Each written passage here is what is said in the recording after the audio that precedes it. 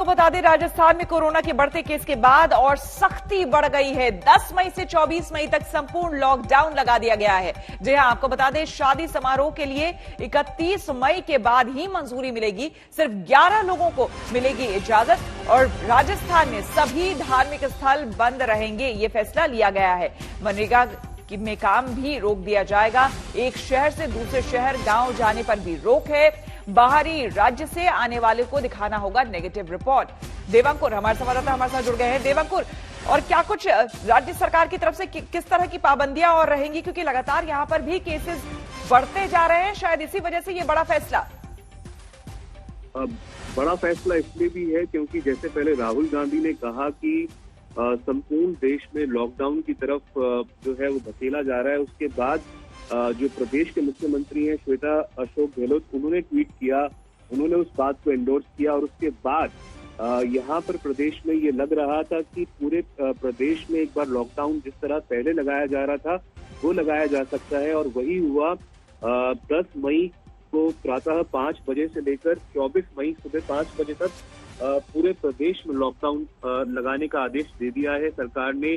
कोई भी अगर राजस्थान से बाहर से आता है तो उसको 72 घंटे के अंदर हुआ नेगेटिव RT-PCR टेस्ट की रिपोर्ट प्रोड्यूस करनी पड़ेगी। इसमें एक ये है कि जो उद्योग है और जो निर्माण से संबंधित इकाइयां हैं उनको कार्य करने की अनुमति दी गई है। इसके पीछे का एक कारण ये है श्वेता की जो श्रमिक वर्ग है, जो माइग्रेंट्स हैं, जो राजस्थान में काम कर रहे हैं, बाहर से आए हुए हैं, वो वापस ना जाए, उनका पलायन रोका जाए। तो ये एक बड़ी बात है। और इसके अलावा जो धार्मिक स्थल है वो पूरी तरह से बंद रहेंगे। कोई भी शादी जो है वो उसकी परमिशन नहीं दी गई है, सिवाय इसके कि जो कोर्ट मैरिज हो या फिर जो घर में शादी हो वो हो, और उसमें भी 11 लोगों से ज्यादा की अनुमति बिल्कुल नहीं है। शादियों में बैंड बाजा, कोई भी हलवाई, कोई भी टेंट, किसी भी प्रकार के ऐसे व्यक्ति की अनुमति बिल्कुल नहीं दी गई है। Marriage garden, marriage halls, hotel परिसर जो है वो बिल्कुल पूरी तरह से बंद रखे जाएंगे। तो ये एक फर्क है जो कि अभी फिलहाल स्थिति है राजस्थान में और जो 10 से 24 मई के दौरान रहेगी। श्वेता, बिल्कुल, बहुत बहुत शुक्रिया देवांकुर आपका तमाम जानकारी के लिए। दिल्ली समेत देश के कई राज्यों में कोरोना मरीजों के लिए ऑक्सीजन की जबरदस्त कमी है। ऐसे में सुप्रीम कोर्ट ने मुंबई मॉडल की तारीफ करते हुए कहा है कि केंद्र और दिल्ली सरकार को बीएमसी अधिकारियों से सीख लेनी चाहिए। मुंबई में 92,000 से ज्यादा एक्टिव केस के बावजूद ऑक्सीजन की कमी नहीं हुई।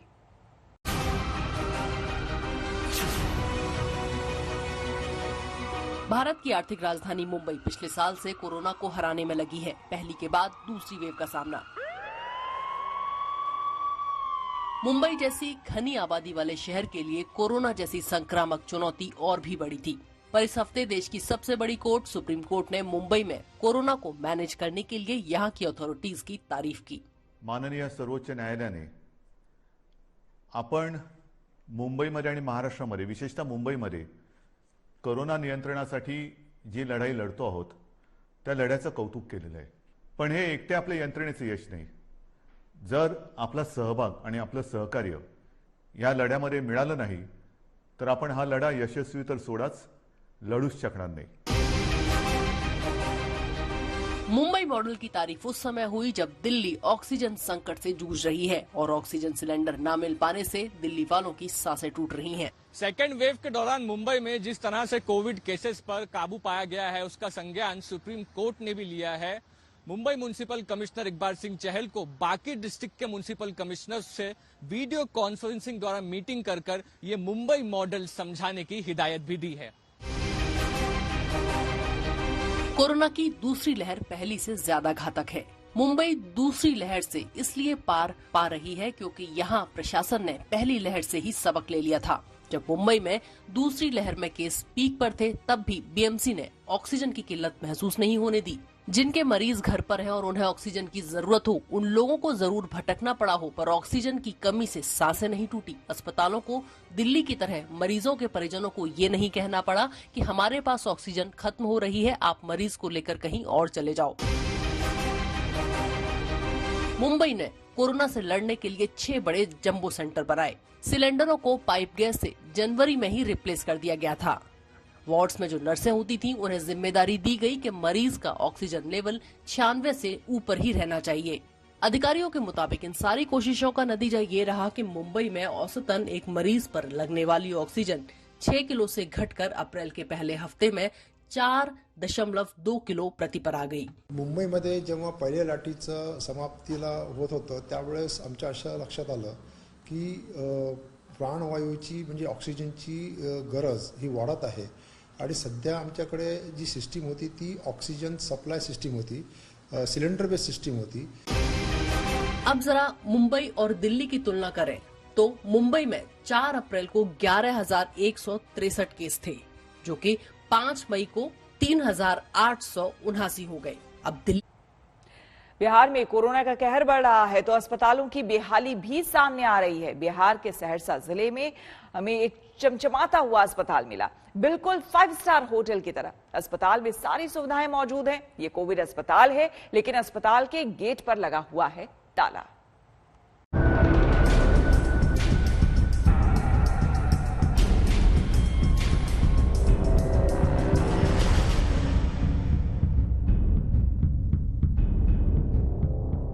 इस चमचमाती बिल्डिंग को देखकर आपको लग रहा होगा कि या तो ये 5 स्टार होटल है या फिर कोई कॉरपोरेट दफ्तर, लेकिन हम आपको बता दें कि ये सरकारी अस्पताल है, वो भी कोविड-19 अस्पताल। कोरोना काल में जहां अस्पतालों के बाहर मरीजों का तांता है, लोग बेड और ऑक्सीजन के लिए मारे मारे फिर रहे हैं, इलाज के अभाव में दम तोड़ रहे हैं। ऐसे में बिहार के सहरसा जिले के सिमरी बख्तियारपुर में बने इस चमचमाते 5 स्टार सरकारी अस्पताल पर ताला जड़ा हुआ है। मैं इस वक्त मौजूद हूं सहरसा जिले के सिमरी बख्तियारपुर प्रखंड में, जहां पर आप देख सकते हैं ये एक डेडिकेटेड कोविड अस्पताल है। पिछले साल ही यहां पर आप देख सकते हैं ये सब डिवीजन हॉस्पिटल है, जिसे डेडिकेटेड कोविड हेल्थ सेंटर के तौर पर यानी अस्पताल के तौर पर यहां पर इसको तैयार किया गया था। लेकिन ये जो दूसरी लहर आई है कोरोना की, उसके बावजूद भी बंद पड़ा हुआ था। हम यहाँ अभी आए हैं तो हमने इसे खुलवाया है और ये तस्वीरें देखिए किस तरीके से चुभती है ये तस्वीरें, जब देश में लोग एक एक बेड को तरस रहे हैं। वैसे में आप यहाँ देख लीजिए 40 बेड के इंतज़ाम यहाँ पर इस हेल्थ सेंटर पर है, लेकिन सब के सब खाली पड़े हुए हैं। यहाँ पे आप देखिए पिछले साल इस भव्य इमारत में सरकारी अस्पताल खोला गया था। तय किया गया था कि इसमें खास तौर पर कोविड-19 मरीजों का ही इलाज होगा, लेकिन बिहार का ये इकलौता ऐसा कोविड अस्पताल है जहां पर ताला बंद है। ताला खुलवाकर इस अस्पताल के भीतर हमारे संवाददाता गए तो हैरान रह गए। हमने देखा कि ये अस्पताल तमाम अत्याधुनिक सुविधाओं से लैस है। ये अस्पताल 60 बेड का है।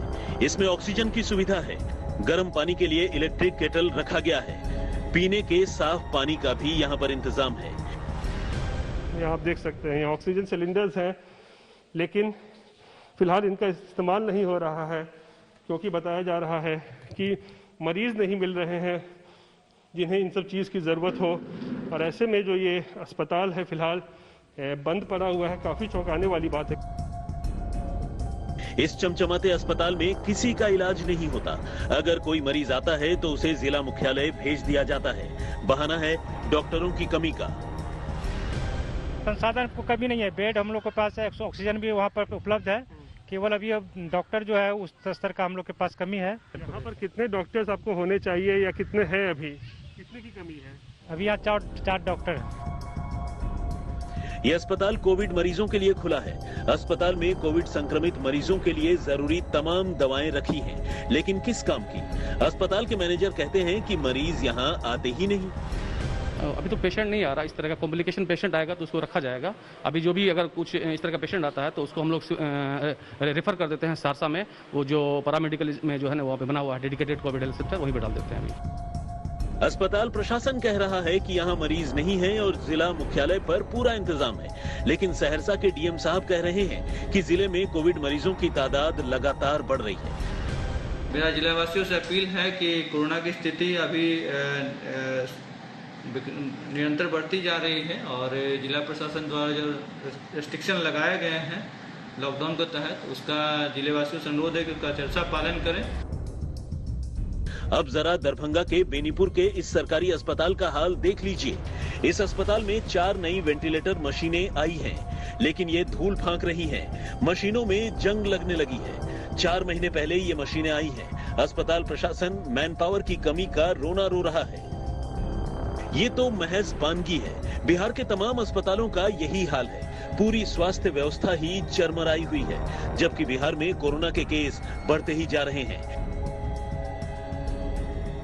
बिहार में कोरोना के 1,13,479 एक्टिव केस हैं। 5 मई को बिहार में 14,836 नए केस सामने आए, जबकि 61 लोगों की कोरोना से मौत हो गई। 4 मई को बिहार में 14,794 कोरोना के केस आए, जबकि 105 लोगों की मौत हो गई। 3 मई को बिहार में 11,407 लोग पॉजिटिव पाए गए, जबकि 82 लोगों की मौत हो गई। कोरोना के विकराल रूप को देखते हुए बिहार सरकार ने राज्य में 15 दिनों के लिए लॉकडाउन लगा दिया है, लेकिन यहाँ भी लोग मान नहीं रहे हैं। जगह जगह लॉकडाउन की धज्जियां उड़ा रहे हैं, जैसे कि ये लोग इस बात से बेखबर हैं कि अगर ये संक्रमित हुए तो इलाज में कितनी मुश्किलें आएंगी। सहरसा से रोहित सिंह के साथ सुजीत कुमार झा, पटना, आज तक। देश में कोरोना की दूसरी लहर चल रही है। सामने तीसरी लहर का खतरा है और अगर इस बड़ी चुनौती से निपटना है तो रफ्तार से काम करना होगा। जरूरी संसाधन जुटाने होंगे, ध्वस्त इंफ्रास्ट्रक्चर को खड़ा करना होगा, हर अस्पताल को ऑक्सीजन पर वैसे ही आत्मनिर्भर बनाना होगा जैसे डीआरडीओ ने दिल्ली में किया है। दिल्ली के 2 बड़े अस्पतालों में डीआरडीओ ने ऑक्सीजन प्लांट लगाए हैं। एम्स में ऑक्सीजन ऑपरेशनल हुए ऐसे ही ऑक्सीजन प्लांट को आज हमने देखा और वहां पर जाकर समझा कि कितनी तेजी से ये काम हुआ है और कैसे इस तरह से अस्पतालों को ऑक्सीजन पर आत्मनिर्भर बनाया जा सकता है। ऑक्सीजन हासिल करने की जो जद्दोजहद चल रही है उसमें रफ्तार सबसे ज्यादा जरूरी है। जिस तरीके से 500 प्लांट्स का, ऑक्सीजन प्लांट्स का लक्ष्य रखा गया समूचे देश में, डीआरडीओ की ट्रांसफर ऑफ टेक्नोलॉजी के जरिए, यानी कि जो तेजस फाइटर विमान में जो इस्तेमाल हो रहे थे उसके जरिए जो ऑक्सीजन प्लांट सेटअप हुए हैं, मुश्किल से चंद दिनों का समय लगा है। मैं अगर ये समझना चाहूं कि यहाँ ऑक्सीजन कैसे बन रहा है।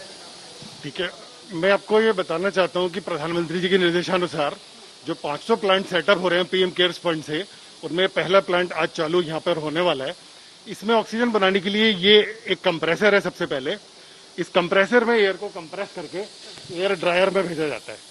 एयर ड्रायर से ऑक्सीजन, मतलब एयर ड्रायर से एयर टैंक में जाती है।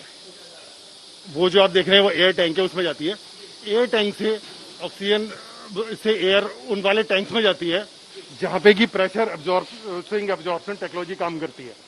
यहाँ पे अंदर सीव्स है जियोलाइट मटेरियल की, जो कि नाइट्रोजन को एब्जॉर्ब कर लेती है और ऑक्सीजन बचती है।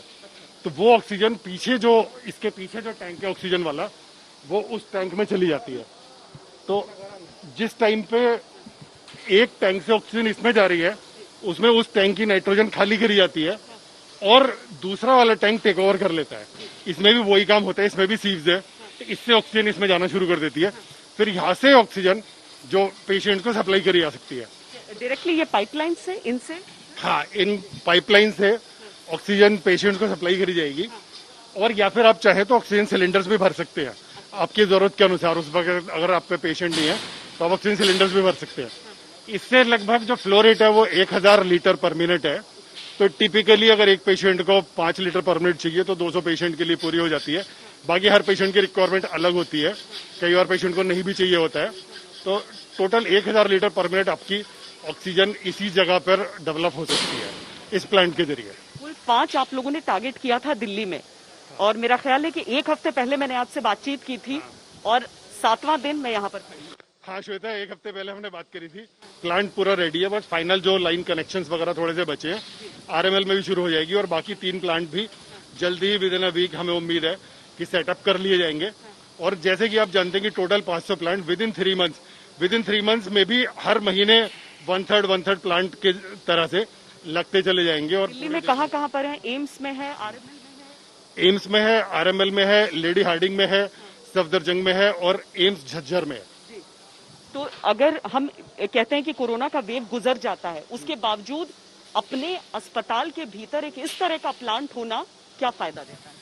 देखिए, कोरोना के वेव के अलावा भी पहली बात तो दूसरी ऐसी जरूरतें फिर आ सकती हैं पेशेंट्स को, जबकि ऑक्सीजन की ज्यादा जरूरत है। इसके अलावा कई बार जैसे आपने देखा होगा ट्रांसपोर्टेशन लॉजिस्टिक्स की प्रॉब्लम आ सकती है। तो एटलीस्ट हर अस्पताल के पास जहां पे लगेंगे, अपने अंदर अस्पताल के अंदर कैंपस में ऑक्सीजन जनरेशन का सिस्टम है, तो वो उससे पेशेंट्स की डेथ नहीं होगी और क्रिटिकल रिक्वायरमेंट उनकी पूरी होती रहेगी। ये क्या स्ट्रक्चर है? इससे ये पूरी पाइपलाइन है जिसके जरिए ऑक्सीजन आगे जाएगी। ये पाइपलाइन ही है। तो यहाँ पर इस पूरी व्यवस्था को अगर हम देखें, और देखिए कितनी तेजी से ये काम चल रहा है, क्योंकि दिन रात एक करके बस सांसों की जद्दोजहद, किसी को उसका सामना न करना पड़े, देश में किसी को ऐसी तकलीफ न हो। अदालतों की तरफ से भले ही ये बात उठ रही हो और बार बार जो डिफेंस फोर्सेस है उनकी बात कर दी जाए, तो डीआरडीओ जो है वो जिस तरीके से हमारी डिफेंस फोर्सेस को हमेशा अपने अनुसंधान से, अपने रिसर्च से सपोर्ट करता है, अब देश की सेवा में इस तरीके से आप लोग लगे हैं। टारगेट हासिल करना मतलब 3 महीने आपने दिए हैं, लेकिन आप लोग कोशिश तो यही कर रहे होंगे कि आप उससे पहले, पूरी कोशिश है उससे पहले कर रहे हैं। स्टेट गवर्नमेंट, एयरफोर्स, आर्मी, जहां उनकी जरूरत हो रही है ट्रांसपोर्टेशन में, किसी में, वो लोग भी पूरी मदद कर रहे हैं।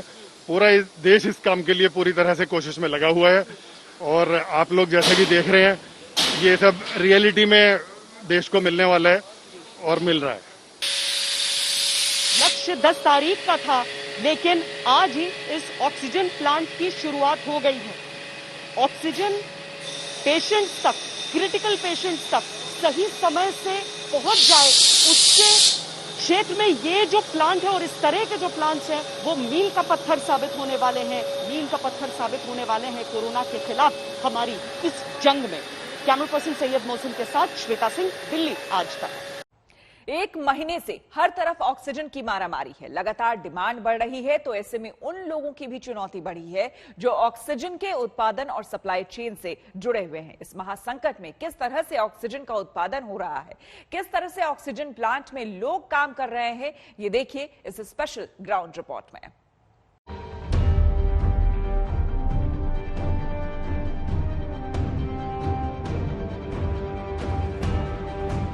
कोरोना की दूसरी लहर में जब उखड़ती सांसों से देश जूझ रहा है, तब इस आपदा से लड़ने की सबसे बड़ी चुनौती जहां पर आई है, उनमें से एक जगह यह है इंडियन ऑक्सीजन यानी आइनॉक्स।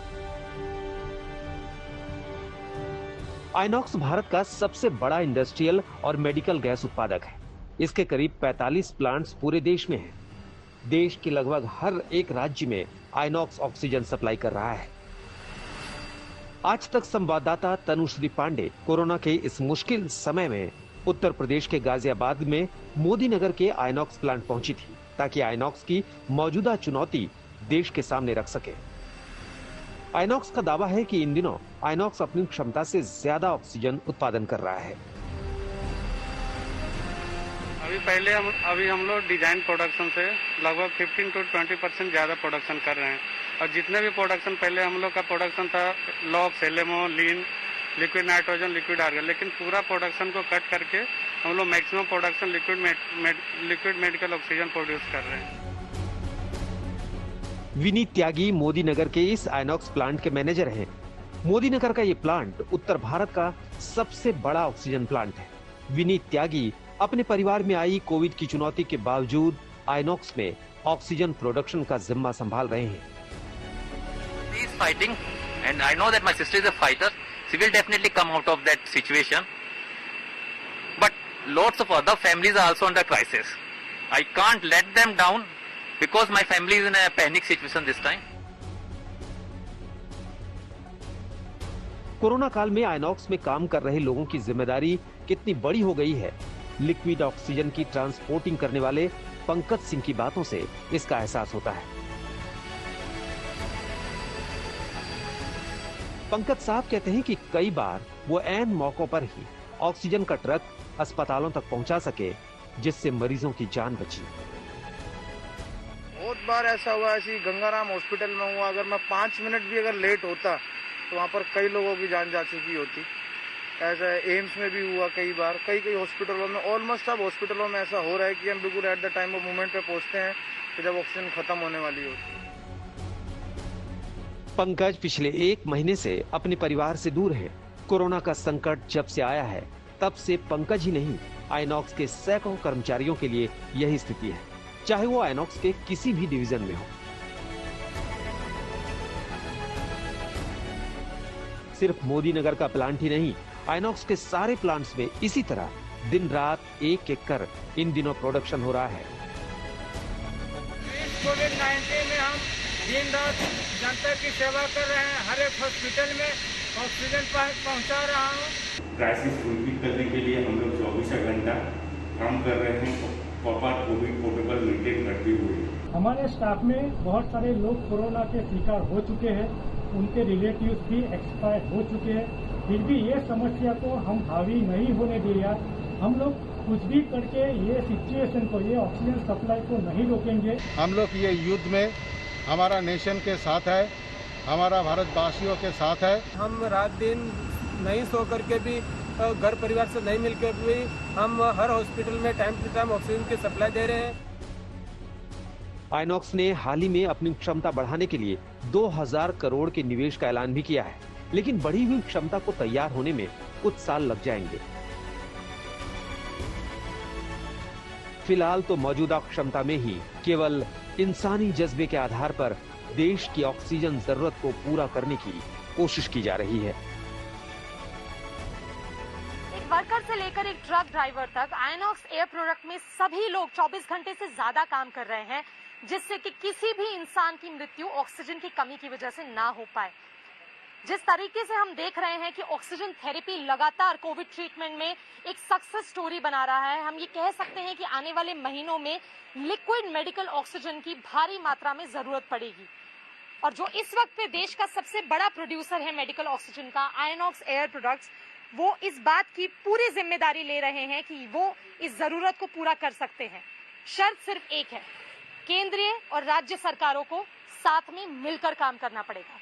कैमरा पर्सन नासिर खान के साथ मोदी नगर उत्तर प्रदेश में मैं तनुश्री पांडे, आज तक के लिए।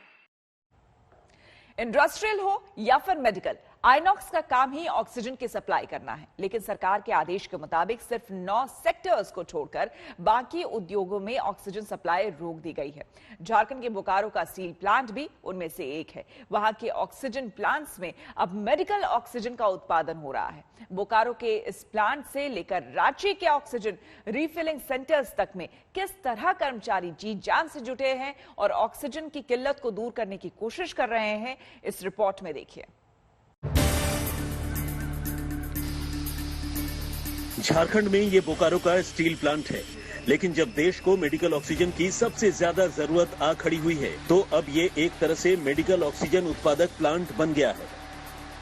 करीब 20 टन हमारा लिक्विड मेडिकल ऑक्सीजन प्रोड्यूस होता है, बाकी 800 टन हम लोग गैस प्रोड्यूस करते हैं। बेसिकली ये जो प्लांट है स्टील मेकिंग के लिए लिक्विड है, लेकिन अभी जो देश के हालात हो गए हैं, हमने अपना गैस प्रोडक्शन को कम करते हुए लिक्विड प्रोडक्शन को बूस्ट अप किया है, ताकि हम लोग जहां जहां ऑक्सीजन का डिमांड है उसको फुलफिल कर सकें। तो अभी आज की डेट में हम लोग जो है 20 ton of liquid oxygen produce कर रहे हैं, जो कि हाईएस्ट है। बोकारो स्टील प्लांट में ऑक्सीजन उत्पादन की 2 यूनिट्स लगी हैं। एक है कैप्टिव ऑक्सीजन प्लांट, जो कोविड की दूसरी लहर से पहले आमतौर पर इंडस्ट्रियल जरूरत को पूरा करता था, और दूसरा है आइनॉक्स का ऑक्सीजन प्लांट। मेडिकल ऑक्सीजन की बढ़ी मांग को पूरा करने के लिए अब दोनों ही प्लांट्स में लिक्विड मेडिकल ऑक्सीजन का उत्पादन बढ़ा दिया गया है। इस वक्त दोनों प्लांट्स को मिलाकर लगभग 150 मीट्रिक टन मेडिकल ऑक्सीजन का उत्पादन रोजाना हो रहा है, जबकि दूसरी लहर का कहर शुरू होने से पहले यानी अप्रैल की शुरुआत में यहाँ 100 मीट्रिक टन मेडिकल ऑक्सीजन ही रोजाना बनती थी। इमरजेंसी में हम लोग लगातार काम कर रहे हैं। जितना भी डिमांड आ रहा है पूरे देश से, जहां से डिमांड आ रहा है उसका हम लोग गाड़ी जो आ रहा है उसको हम भर करके समय पर भेज दे रहे हैं। हम लोग यहाँ दिन रात लगे हुए हैं, अपना फुल 100% देते हैं।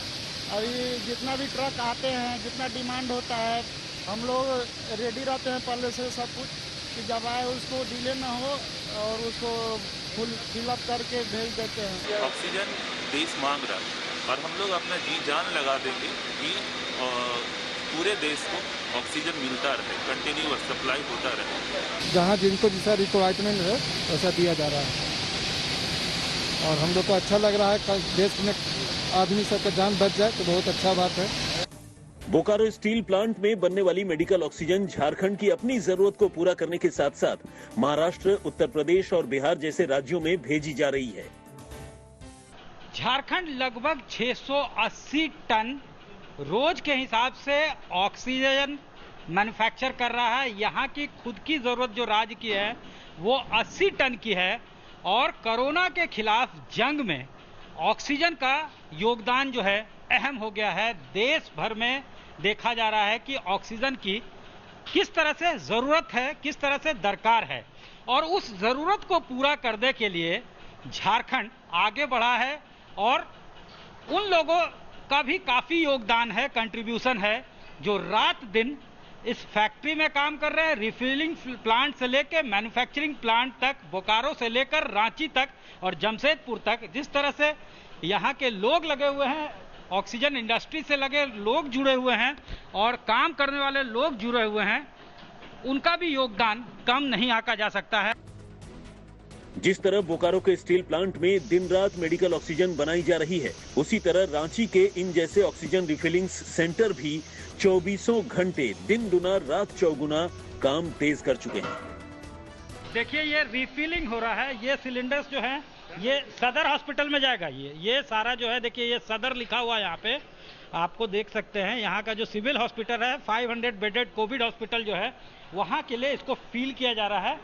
ये देखिए MICU में इसका इस्तेमाल होगा, उसके लिए जो है इसको फील किया जा रहा है। हम लोग 24 घंटा लगे हुए हैं। रोजा का महीना है, कोई घर नहीं जा रहा, हम लोग भी घर नहीं जा पा रहे हैं। 24 घंटा हम लोग लगे हुए हैं, किसी तरह पब्लिक का जान बच जाए। जी। आपने रोजा रखा है? जी रोजा रखा।